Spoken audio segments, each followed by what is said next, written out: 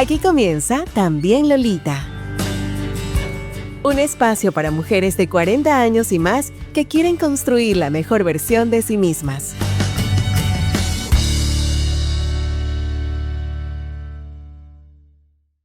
Bienvenidos a También Lolita, la comunidad de 40 y más. Soy Lola Alviar y en este espacio les traemos los temas para vivir con plenitud y con bienestar esta etapa, la de la mediana edad. Estamos al aire por Radio City 89.3 FM. Acompáñenme porque juntas hacemos comunidad. Empezamos. Escuchen esto. De acuerdo a un estudio del Monitor Global de Emprendimiento, GEM por sus siglas en inglés, en Ecuador, correspondiente al periodo 2023-2024, del total de emprendedores en nuestro país, más de la mitad, el 51% son mujeres, frente al 49% hombres. Hay emprendimientos que nacen de la necesidad y otros de una vocación empresarial. Pero también cuando entramos a la década de los 40, lo que podría ser la mitad de nuestra existencia, muchas nos sentimos en un punto de inflexión y sentimos esa necesidad de reinventarnos. Y es ahí donde el emprendimiento se alza como una alternativa, no solo para generar ingresos, sino también para darle un nuevo sentido a lo que hacemos. En este episodio nos acompaña Guillermo Maldonado, fundador de MindHub y el Club de Emprendedores. Si ustedes quieren emprender o están comenzando, este es el hombre que les va a decir lo que deben hacer. Bienvenido, Guillermo.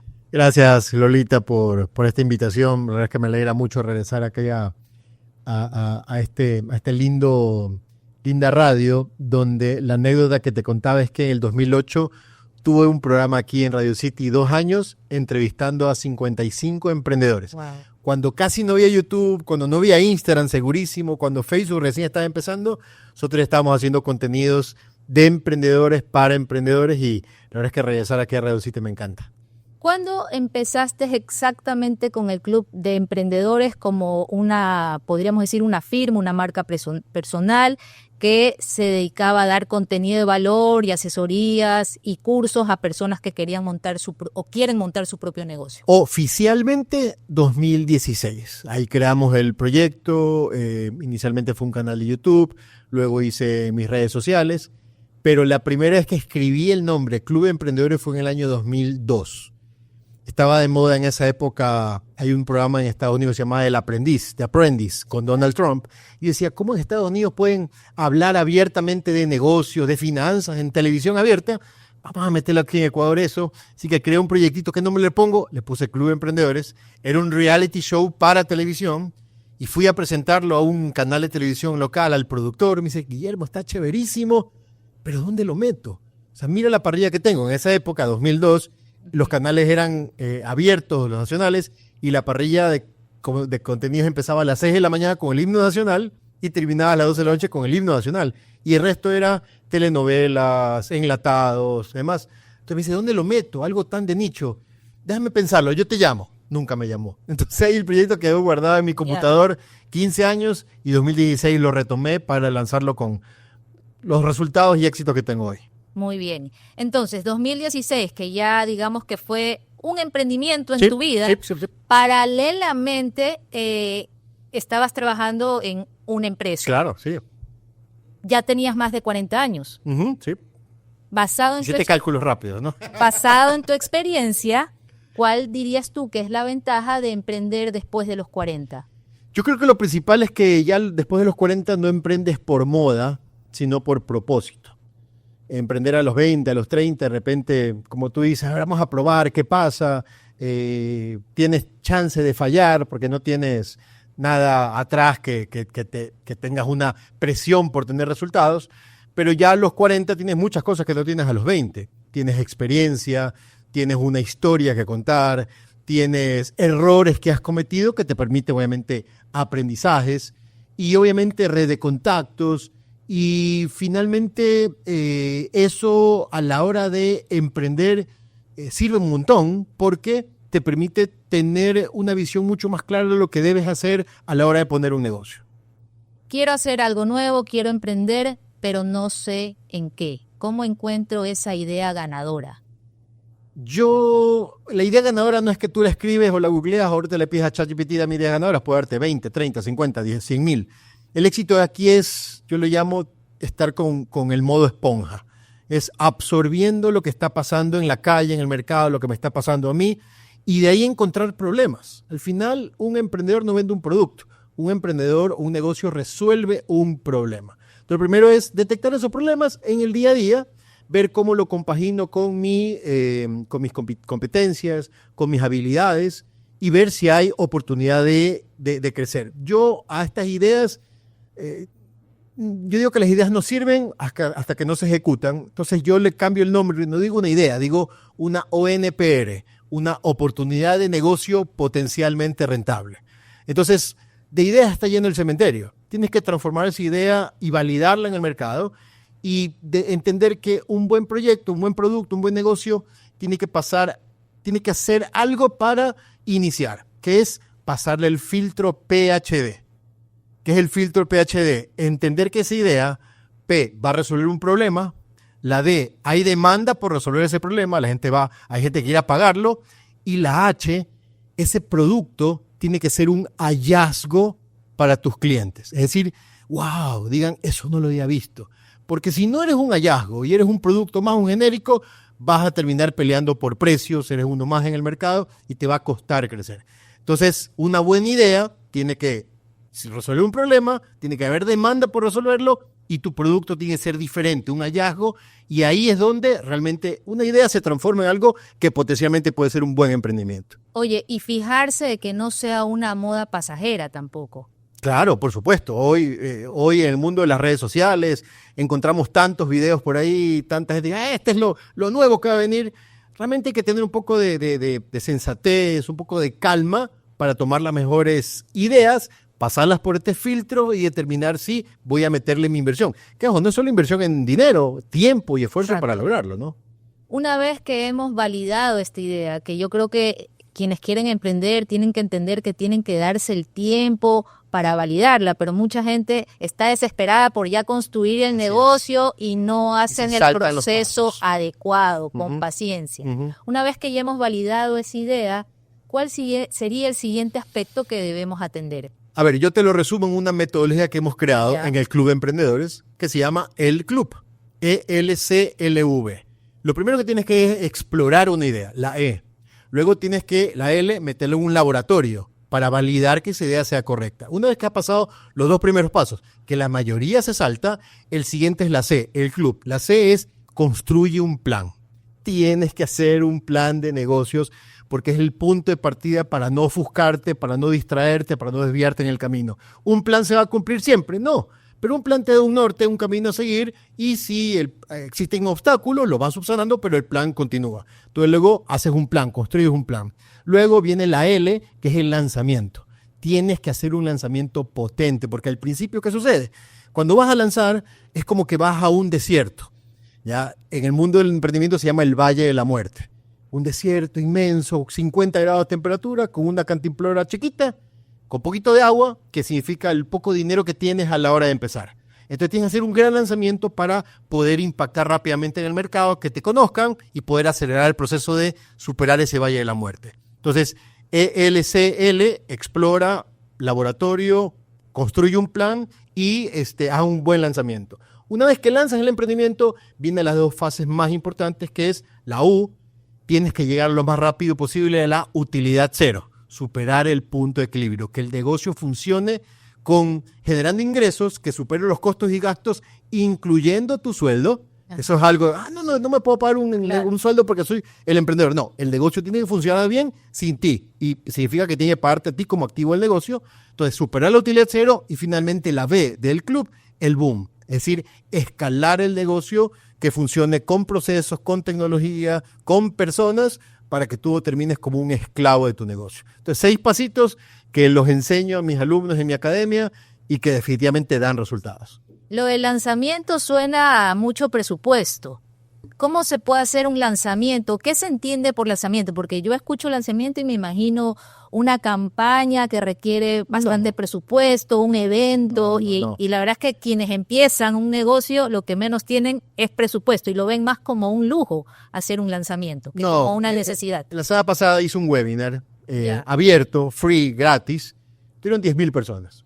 O sea, tú dices 10.000 personas, es casi medio estadio o un coliseo completo, ¿no? Pero todo online. O sea, la gran ventaja que tenemos nosotros hoy, que no la tuvieron nuestros papás o abuelos que emprendieron, es que tenemos herramientas a la mano nuestras, ¿ya? 10.000 personas, solo para tener una referencia, pueden caberte en 2 comunidades de WhatsApp.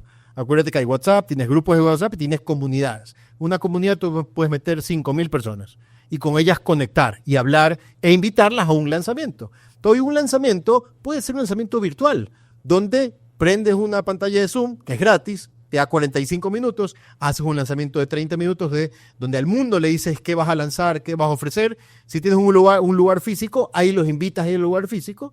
¿Cómo los captas? A través de Instagram, que es gratis. Haces unos buenos reels, unas buenas historias, unos buenos posts.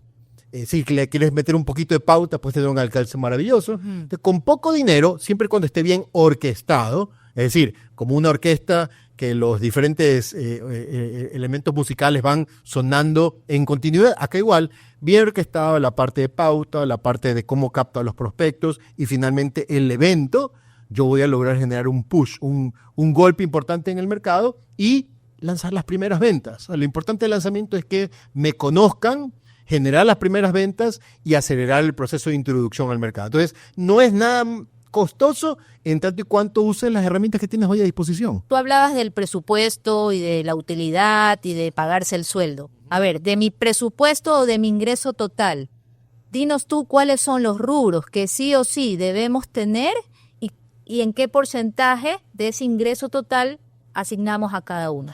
A ver, hablemos un poquito de números. Hay 3 estados financieros básicos que todo emprendedor tiene que conocerlos. Puede ser que lo tercerice el manejo, ¿no?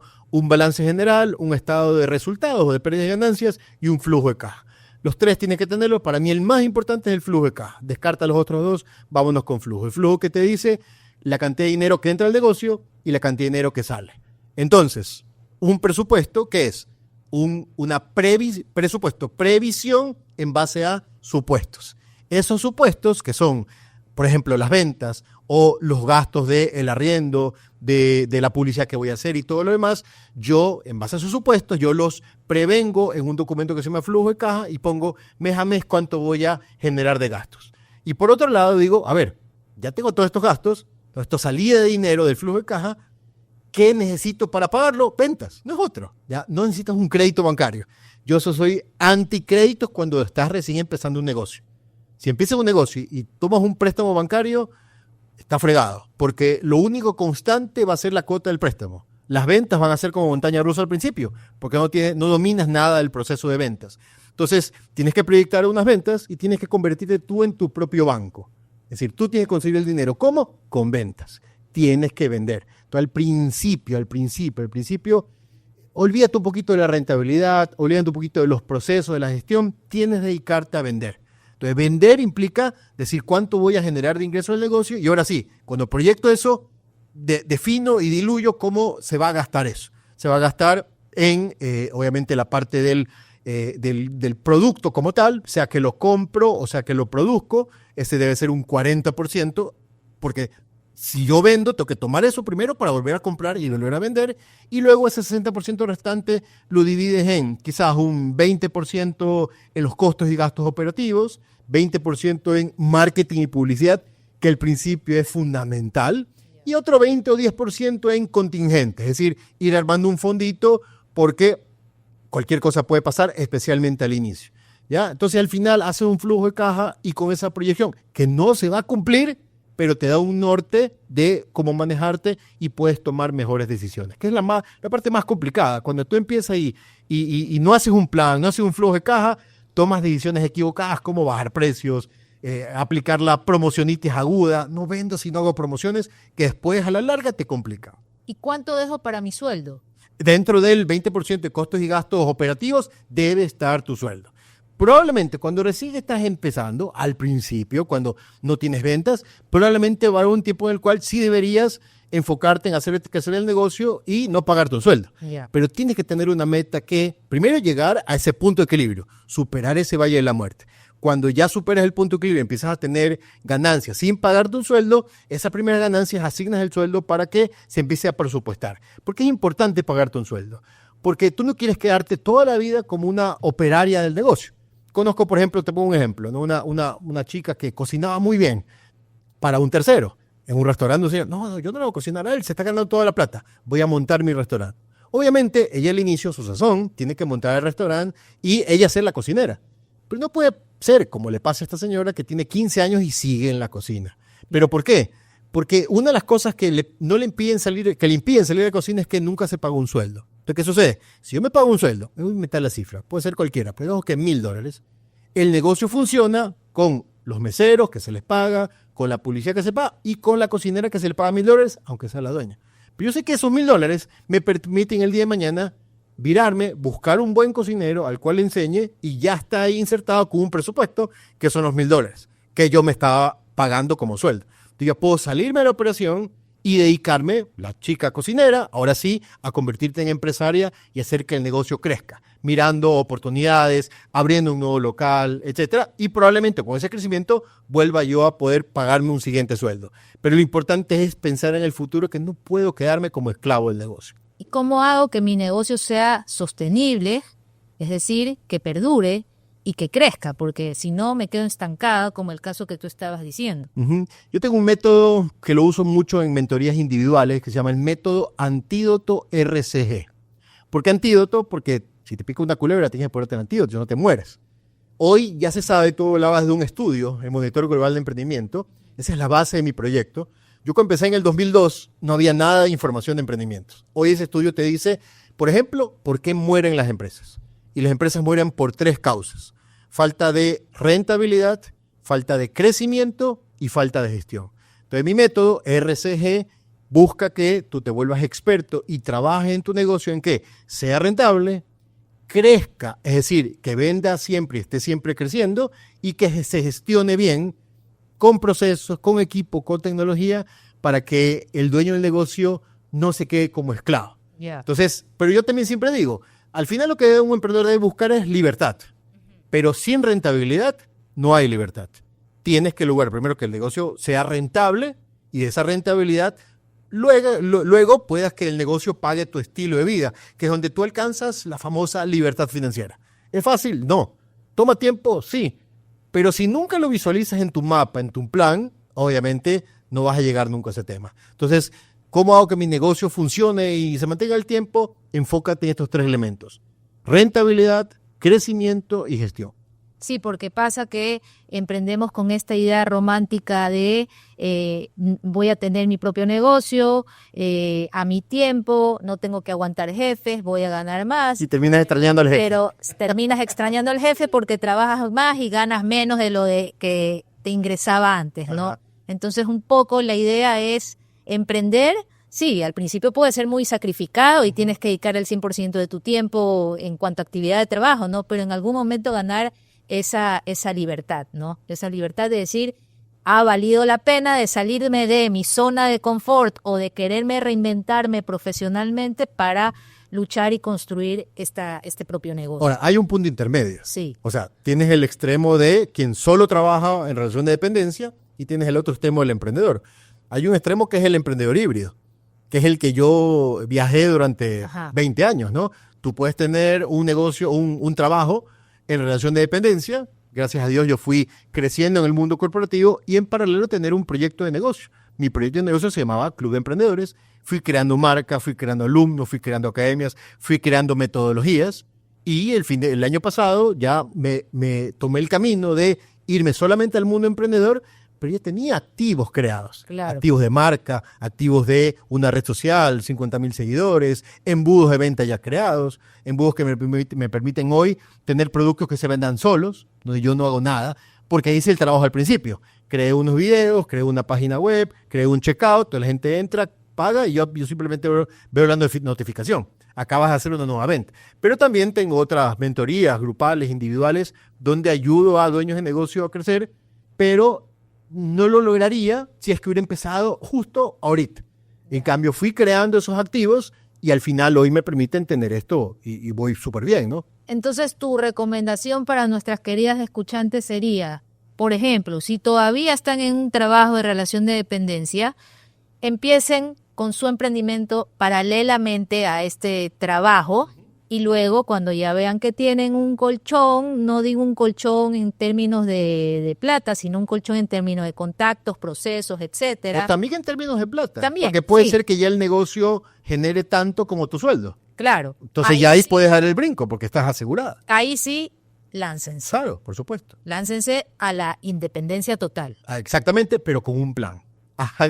Validen la idea, hagan un plan, determinen cómo van a acelerar el negocio, identifiquen estos tres. O sea, hoy, gracias a Dios, hay métodos, hay pasos que te permiten, primero, no procrastinar, que es un gran problema que tenemos, y segundo, acortar los errores. O sea, si alguien cometió muchos errores antes y te enseña un paso a paso para no cometerlos, ¿por qué no seguirlo? Y eso es lo que intentamos hacer acá.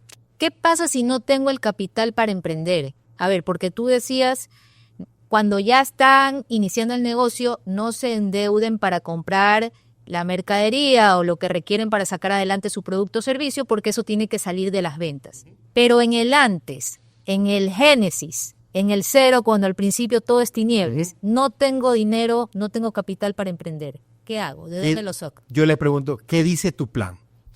Y 93% de los emprendedores que yo encuesto no hace un plan. Entonces, primero hay que hacer un plan. Y luego ese plan tiene que ser progresivo. No tengo capital, ¿qué hago? Hay que ser muy recursivo. Te pongo un ejemplo, que es un caso que yo lo tengo en el libro que algún día vamos a escribir ahorita. Este es el caso de uno de los 6 Ya pasos. vamos a conversar luego de eso cuando termine el episodio. Mira, tengo un caso muy chévere de unos chicos de la marca Indie. Estas medias, que empezaron siendo medias psicodélicas Sí. y hoy tienen mucha ropa, ¿no? Ellos estaban en España, Diego Chan y la esposa, y en España estaba de moda estas medias fosforescentes, una cosa así. Aquí éramos muy tradicionales. Terno negro, medias negras. Sí. Entonces él dice, esto puede funcionar en Ecuador. ¿Qué hizo? Vino a Ecuador y trajo $1 millón en medias. No, el primero validó, trajo 20 pares, los puso en redes sociales, a ver si se vendían. Volaron. ¿Será que fue suerte? Trajo otros 30 pares, los puso en redes sociales, volaron. Primero validó que había un negocio. ¿Se montó la hiper gran tienda? No. Lo segundo fue a buscar un local en Policentro, Centro Comercial Policentro, que vendían ternos. Oye, tienes esa pared vacía, ¿será que puedo poner ahí un mueblecito con mis medias, ya que tú no vendes medias y te pago un pequeño arriendo? Perfecto, ser bajo costo. Lo subió y empezó a vender. ¿Se echó la plata encima? No, esa plata la fue guardando y el siguiente paso fue, ¿cuál fue? En el mismo Policentro, abrir una islita, que no tiene tanta inversión. Empezó a vender y ya, te acorto la historia, hoy tiene 2 o 3 locales en varios centros comerciales, pero empezó desde chiquito, empezó haciendo un plan, subiendo los pasos poco a poco y hoy le va muy bien. El otro día vi que hizo una alianza con De Prati, fantástico, Claro. pero empezó de poco a poco, o sea, hizo un plan y lo fue cumpliendo, punto. Emprender es de valientes. Sí.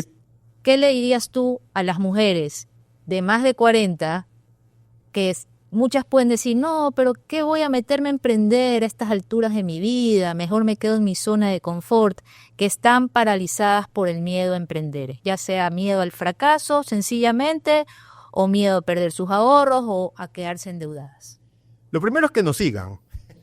En mi cuenta es @elclubemprende, donde estamos siempre hablando de este tipo de cosas. Y lo segundo, quizás sea repetitivo, pero de verdad, hacer un plan.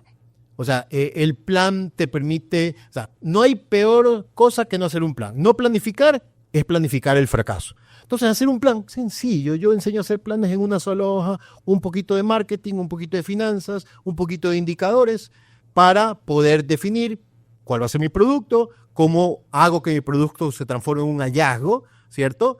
Determinar si mi producto realmente hay demanda con ciertas pruebas laboratorias y luego el plan para lanzarlo y agarrar el teléfono y encontrar todos los activos que tengo aquí en mi teléfono. Que los contactos, que relaciones con proveedores, que obviamente dinero que pueda tener por ahí en una cuenta bancaria, experiencias que he tenido, storytelling. Hoy, por ejemplo, el storytelling es un activo súper valioso. Cada vez la gente le compra más a personas que a marcas.